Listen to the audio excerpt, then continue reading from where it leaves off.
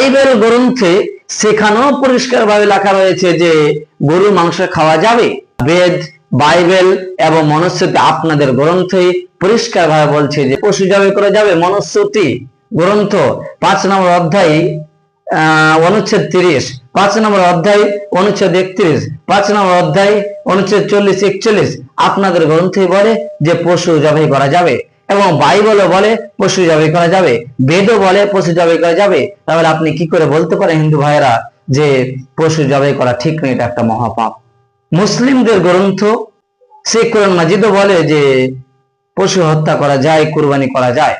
5 নম্বর সূরা সূরা মাইদা 1 নম্বর আয়াতে আল্লাহ তাআলা পরিষ্কার করে বলেন যে 16 নম্বর সূরা সূরা নাহল 5 নম্বর আয়াতে বলেন, সূরা মুমিন 23 নম্বর সূরা, সেখানে পরিষ্কার করে বলেন। একজন হিন্দু ভাই প্রশ্ন করেছেন যে কেন পশুকে হত্যা করা হচ্ছে? কোটি কোটি পশু